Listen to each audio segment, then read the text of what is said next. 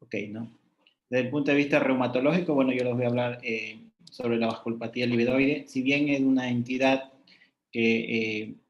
al principio lo estudian los dermatólogos, ayudado por la parte hematológica, como bien dice Enrique, el diagnóstico diferencial al inicio, antes de llegar a la biopsia,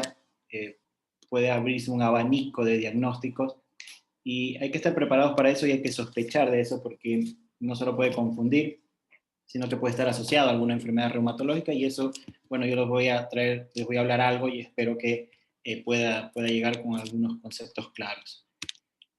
Bueno, esto es a nivel de como concepto general, ya Enrique nos estuvo hablando y explicando bastante bien sobre esto. Vasculitis, el término vasculitis es de inflamación de los vasos, ¿sí? Que puede ser las arterias, las venas, de cualquier tamaño, que afecta a órganos y frecuentemente en la piel. Si recordemos que los vasos sanguíneos están en todo el organismo, así que la vasculitis puede estar presente en absolutamente cualquier parte del cuerpo. Cuando hablamos de vasculitis livedoide, bueno, hablamos del líquido reticular y es un signo físico cutáneo que puede estar asociado a enfermedades autoinmunes como las crioglobulinemias, el SAF o el síndrome antifosfolipídico, el lupus eritematoso sistémico. También se ha reportado en pacientes con fibromialgia y en otras entidades hematológicas y oncológicas, pero bueno, yo acá traté de resaltar sobre todo las causas reumatológicas. Y la vasculopatía livedoide, como bien ya nos explicó Enrique,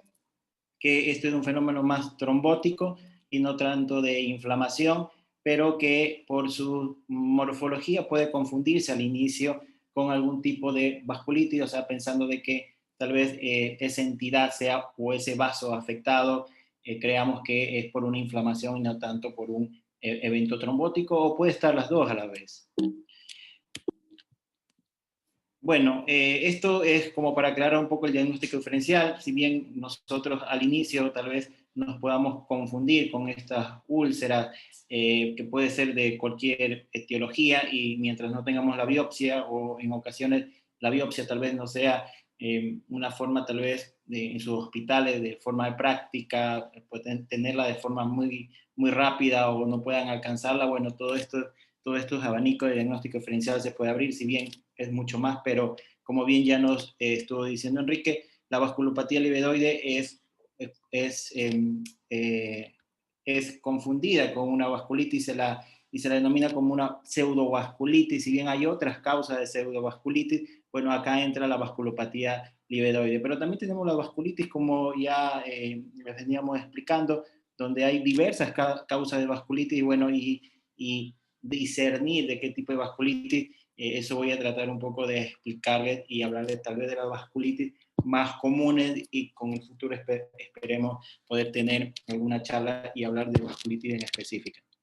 Cuando hablamos de las vasculitis, ustedes vean acá, hay una gran variedad de vasculitis, el diagnóstico diferencial de vasculitis es muy amplio. En el 2013, Chapel Hill, en la reunión de Chapel Hill, expertos de vasculitis, expertos reumatólogos en el mundo se reunieron y decidieron un poco aclarar o clasificar mejor a las vasculitis, y bueno, y le han dado esta clasificación que todavía se mantiene, y tratar un poco de separar a las vasculitis según su morfología, en grandes vasos, en medianos vasos y en pequeños vasos. Las causas son múltiples, trataré de hablar de algunas y tal vez las causas más comunes que se puede dar en los adultos. Cuando nosotros hablamos de alguna vasculitis que afecte a la piel, pues estamos hablando de dos tipos de vasos, vaso pequeño o vaso mediano, ¿sí? No vaso grande. Cuando hablamos de los vasos pequeños, las vasculitis más comunes que podríamos encontrar en los adultos sean las vasculitis asociadas a ANCA, que en la siguiente diapositiva lo voy a explicar un poco, pero no tenemos que olvidarnos de otro tipo de vasculitis, como la vasculitis por crioglobulinemia. La vasculitis, si bien la vasculitis Heno-Schönlein o la vasculitis por depósito de IgA, una vasculitis de niño, también podemos encontrarlo en los pacientes adultos, y en los adultos suele ser más severa porque tiene un compromiso sistémico mucho más que en los pediátricos. La vasculitis urticariana hipocomplementémica, de una vasculitis que está asociada al anti-C1Q, el rol del C1Q juega un rol importante acá. Si bien es una vasculitis tipo alérgica, tiene que tener urticaria para pensar en este tipo de vasculitis. Luego también puede estar afectado el vaso mediano y eso dar una manifestación del compromiso de la piel como una úlcera, y como bien Enrique nos dijo al momento en que los dermatólogos van a evaluar qué tipo de vasculitis es por medio de una biopsia, la biopsia tiene que ser bien hecha y eso significa que tiene que ir hasta planos profundos para agarrar un vaso mediano que no lo van a encontrar obviamente en un plano más superficial, y es importante para poder descartar una entidad como la poliarteritis nodosa, la enfermedad de Kawasaki es más de infante. Y no voy a tocar la vasculitis de grandes vasos porque, bueno, no compete mucho a la charla. Esto es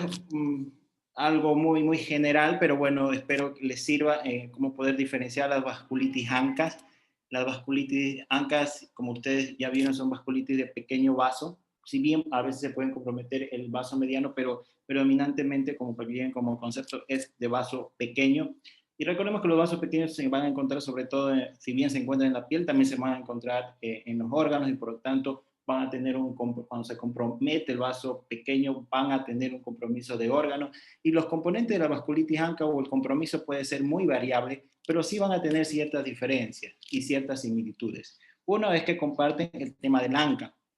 sí, que es un anticuerpo contra parte del citoplasma del neutrófilo, y otra de las similitudes es que provoca una vasculitis necrotizante. Las tres van a provocar una vasculitis necrotizante, como Enrique por ahí nos estuvo un poco contando en la biopsia qué es lo que ellos pueden ir a encontrar. Esto también se va a ver en el momento en que se realiza una biopsia, por ejemplo, de riñón, que van a encontrar una vasculitis necrotizante, pero van a ser un poco diferentes y vamos a ver un poco la diferencia. Cuando nosotros hablamos de la polangeitis microscópica, la PAM, el ANCA, recordemos que el ANCA, este tipo de anticuerpos, nosotros podemos pedir por dos métodos: un método de inmunofluorescencia y un método de ELISA. El método de ELISA van a ver los anticuerpos específicos del ANCA, mientras que el ANCA por inmunofluorescencia, que el ANCA P o C, según dónde se tiñe la inmunofluorescencia, o sea, en qué parte, si es perinúcleo o más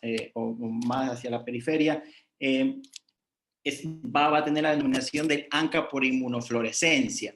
Cada vez hay un poco más de auge en pedir el ANCA por ELISA, o sea, ir a pedir el anticuerpo, o sea, o el mieloperoxidasa o el anti-PR3, que son el antígeno que va a estar incrustado ahí en el citoplasma del neutrófilo, que es el que va a reaccionar con la inmunofluorescencia que se ponga. O se puede pedir un ELISA directamente y van a buscar estos anticuerpos directamente. Si bien no son los únicos antígenos que van a estar presentes, porque hay otros antígenos que también van a presentarse, pero estos son los que más se han estudiado, los que más se han relacionado con la enfermedad. Fíjense una cosa, que cuando se pide por ANCA, cuando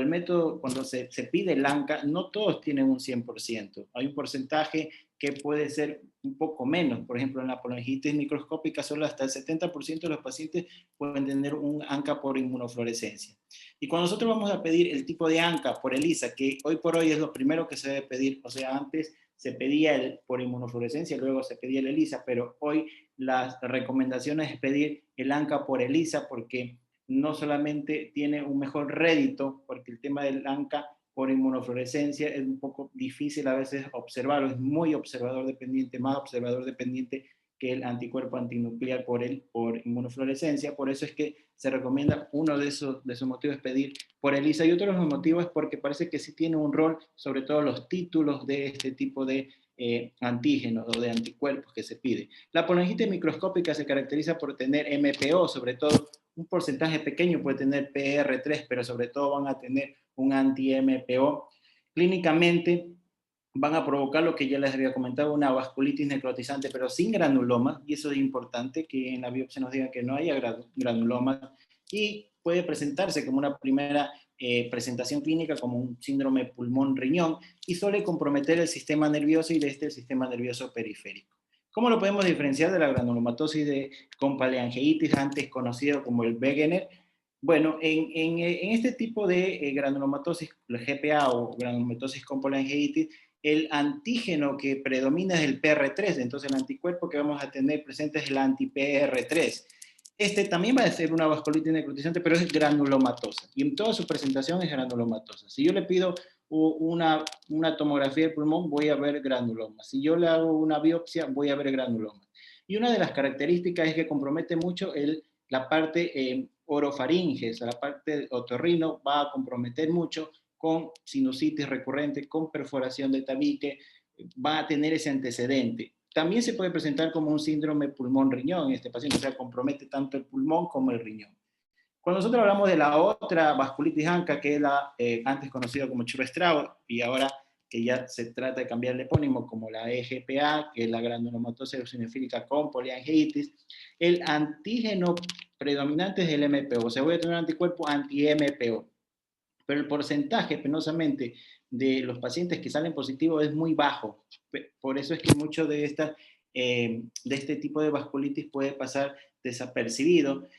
y el diagnóstico puede ser netamente clínico. Esta es una vasculitis necrotizante, sobre todo va a tener un infiltrado eosinofílico y estos pacientes son alérgicos, o sea, una primera biometría yo voy a tener una eosinofilia elevada, es parte del diagnóstico diferencial del síndrome hipereosinofílico. Son pacientes que hacen asma durante la adultez, tienen asma de adulto, pueden desarrollarse como un síndrome pulmón-riñón y también comprometen mucho el sistema nervioso periférico. Entonces estos son pequeños tips que nos puede ayudar un poco para diferenciar, si bien todos pueden comprometer el pulmón y el riñón, tal vez unos pueden comprometer un poco más el pulmón que el riñón, como la GPA, unos provocan granulomatosis y otros no van a provocar granulomatosis, uno compromete tal vez más el riñón que el pulmón, como la PAM, pero por ahí podemos tener algún tipo de diferencia que nos guíe hacia una vasculitis ANCA.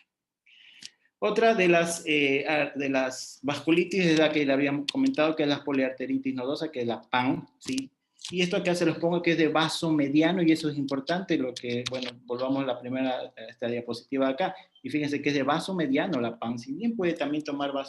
pequeño vaso, pero sobre todo es de vaso mediano, sí, que eso es como concepto general. Y eso, ¿por qué es importante? Porque recordemos que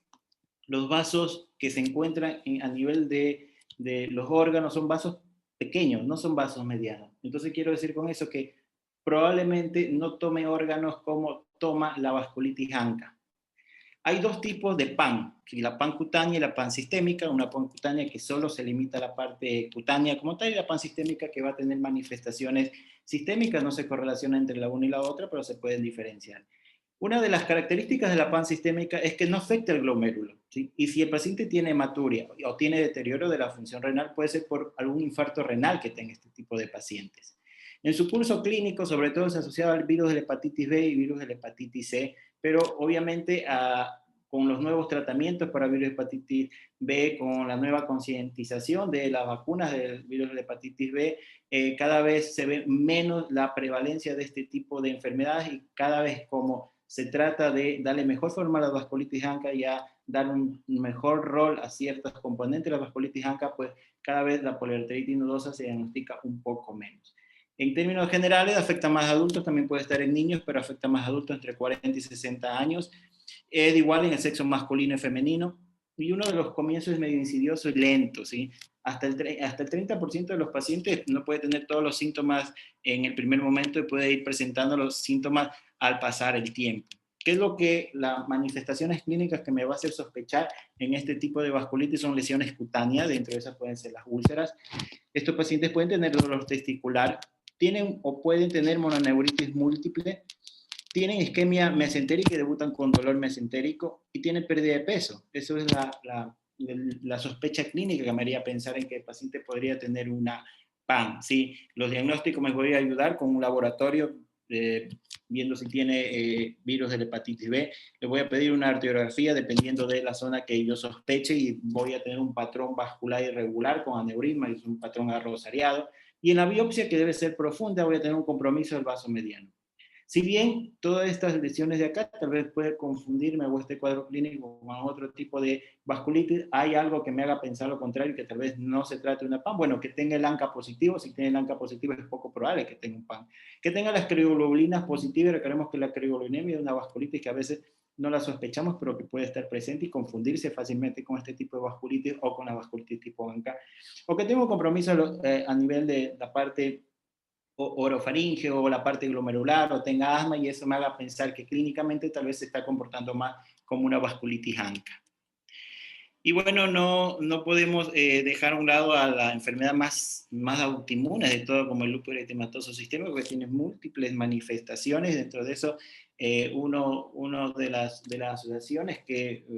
puede ser a veces fatal para los pacientes que está asociado a síndrome antifosfolipídico, pueden tener lívidos reticulares, pueden tener úlceras también estos pacientes, pueden tener vasculopatía livedoide, y aquí, bueno, que les traigo algunos de los estudios que se han publicado, fíjense, en estos pacientes, la prevalencia de la vasculopatía livedoide en los pacientes que tenían lupus, cerca del 50%, o sea, la mitad de los pacientes que tenían úlcera con vasculopatía livedoide tenían anticuerpo antifosfolipídico,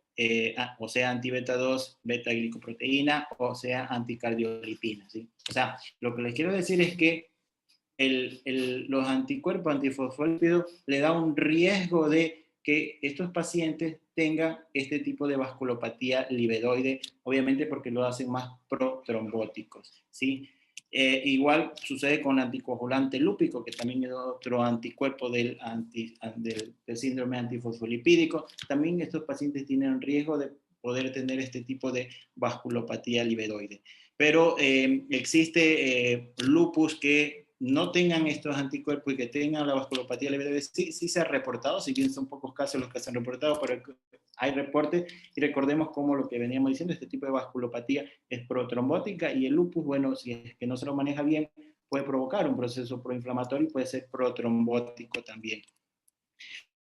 Un poco, y bueno, ya un poco ya les fui mencionando sobre el rol de los anticuerpos, y es porque clásicamente se ha asociado este tipo de vasculopatía con el síndrome antifosfolipídico. Cuando nosotros vemos este tipo de vasculopatía y sospechamos clínicamente que tal vez puede tener síndrome antifosfolipídico, hay que ir a buscar el síndrome antifosfolipídico, porque se la ha asociado de forma clásica con el síndrome antifosfolipídico, y como ya lo demostré, los anticuerpos para síndrome antifosfolipídico le dan un mayor riesgo en los pacientes que tienen lupus de padecer este tipo de vasculopatía livedoide. Hay otro tipo de enfermedades reumatológicas que puede estar asociado a vasculopatía livedoide, sí se ha reportado casos como el síndrome de Sjögren, pero en un estado de hipercoagulidad, que tenga alguna alteración de la cascada de coagulación, ya sea hereditaria. También otras enfermedades como la enfermedad mixta de tejido conectivo se ha asociado a vasculitis livedoide, pero esos son casos reportados. En realidad no hay una gran casuística, pero sí puede estar asociado a enfermedad, a este tipo de vasculopatía livedoide. Y esto es un poco como para llegar al final de mi charla, y para que ustedes lleven un poco de conceptos claros, y al final, bueno, cuando pongan ahí Enrique les vuelva a hacer la pregunta, por lo menos un porcentaje pongan llamar al reumatólogo. Cuando hagan la evaluación diagnóstica, pues, y sospechen de una vasculopatía levedoide, tal vez al inicio no van a saber que es una vasculopatía levedoide, tal vez van a encontrar una úlcera ahí, tal vez van a encontrar cambios atróficos, a alguien se le puede ocurrir que tal vez se trata de una vasculopatía levedoide, y tal vez si no encuentra factores de riesgo que explique esa úlcera, o sea, no es diabético, no tiene alguna insuficiencia venosa periférica, y piensa que se trata de alguna causa autoinmune, pues como siempre, la soberana y la madre de todo es la historia clínica. Hay que hacer una buena historia clínica, hay que hacer un buen examen físico del paciente, o sea, ir a investigar si el paciente no tiene compromiso del pulmón, no tiene compromiso del riñón, ver si no tiene algún compromiso del sistema nervioso central o compromiso del sistema nervioso periférico, preguntar por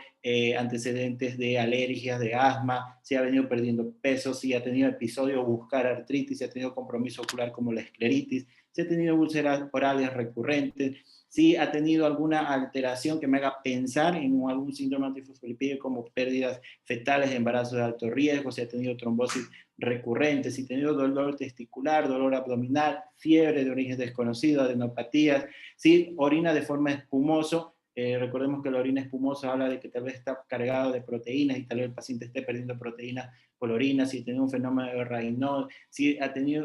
sido diagnosticado de forma reciente de hipertensión, un paciente joven que tal vez no se explica por qué es hipertenso, si ha tenido sinusitis crónica, si ha tenido consumo de cocaína, y esto es para hacer el diferencial de las vasculitis ANCA inducidas por levamisol, que es lo que se corta la cocaína. Si algo de eso sistémico me dice a mí que hay indicios de que tal vez esa lesión que yo estoy viendo, antes de que tal vez ya le hagan la biopsia, se trata no solamente en la piel y que está más allá de la piel, si es así, bueno, hay que pedir un examen general, sí o sí una biometría hemática completa, una función renal, ver si no está alterada la parte renal, PCR y eritrosedimentación o BCG. Recordemos que la vasculitis, sobre todo la vasculitis ANCA o la vasculitis en general, eleva mucho la PCR. Pedir pruebas virales, virus de hepatitis B, C, VIH, pedir un examen de orina. En un hospital a veces es increíble, no veo que piden un examen de orina muy básico, a ver si tiene un sedimento activo, a ver si tiene hematuria, a ver si por lo menos tiene una cruz de proteinuria, a ver si tiene cilindruria, bueno, y entrar por ahí, ver que hay algo alterado, ver cómo está el TPT si no está prolongado, que eso es clásico de los pacientes con síndrome antifosfolipídico, y si podemos hacer un electroforético de proteínas, pues podríamos hacerlo. Y si es que yo sigo sospechando de esto y bueno, y no quiero llamar todavía al reumatólogo, quiero ir adelantándome un poco con las pruebas, entonces, ¿qué tengo que pedir? Bueno, tengo que pedir un factor reumatoideo, pensando en que, recordemos que las crioglobulinemias elevan el factor reumatoideo y disminuyen el complemento, ¿sí? Así que puedo pedir, a veces pedir crioglobulinas no es tan fácil, hacer que lo hagan en cualquier laboratorio. Es un método que hay que hacerlo con mucho cuidado, porque puede tener falsos negativos, así que el diagnóstico muchas veces pesa más por lo clínico, por lo que podemos encontrar en el paciente. Si tiene un factor reumatoideo elevado en un paciente con una enfermedad autoinmune tipo lupus, con un complemento muy consumido, y tengo un líbido reticulares con una úlcera, probablemente ese paciente sí tenga unas creoglobulinas, más allá de que las obtenga o no, porque a veces es difícil por el tema del laboratorio. Pedir un anticuerpo antinuclear, y la recomendación es siempre pedirlo por un buen método, que es el método recomendado, que es el método de inmunofluorescencia, no por ELISA. El ELISA nos da muchos falsos negativos, así que hay que pedirlo por el método de recomendación, que clásicamente se lo hace inmunofluorescencia. El complemento ya hemos hablado, clásico, que baje en el lupus, clásico, que baje en las crioglobulinemias. Pedir otros ENAs que vayan más allá del ANA, o sea, otros anticuerpos fuera del anticuerpo antinuclear, como el anti-RNP, que es clásico de la enfermedad mixta del tejido conectivo, el SMIT, que tiene una especificidad bastante importante en el lupus, un ROR-LA, pensando en alguna otra enfermedad que también puede estar asociada tranquilamente en el lupus. Los ANCA, como ya les dije, hay que pedir por método de ELISA, o sea, PR3 y MPO. Eso es lo que hay que pedir a un paciente que estoy sospechando con una vasculitis ANCA. De por sí no lo hacen en cualquier lugar y los métodos pueden ser un poco caros, así que si yo tengo que priorizar por la parte económica y mi sospecha es moderada, tengo que pedir un anti-PR3, un anti-MPO, y si mi sospecha es alta, tengo que pedir anti-PR3, anti-MPO y el ANCA por inmunofluorescencia, ¿sí? Tengo que pedir pruebas para SAP para descartar síndrome antifosfolipídico si tengo esa sospecha, ¿sí? Y eventualmente poder pedir una radiografía de tórax. En realidad hay que pedir a todos una radiografía de tórax en busca de algo que tal vez no esté viendo, y si es que yo encuentro algo en el examen físico, encuentro Rayleigh, encuentro velcro, sin duda tengo que pedir una tomografía, porque sabemos que la radiografía de tórax muchas veces se queda corto con lo que pueda encontrar en la tomografía de tórax. Bueno, esto es lo que espero que en algo les pueda aportar, les pueda ayudar de manera práctica, ustedes puedan en su práctica diaria cambiar algo, y bueno, y si no nos llaman, por lo menos pedir esto, pero bueno, si no, nos llaman. Gracias.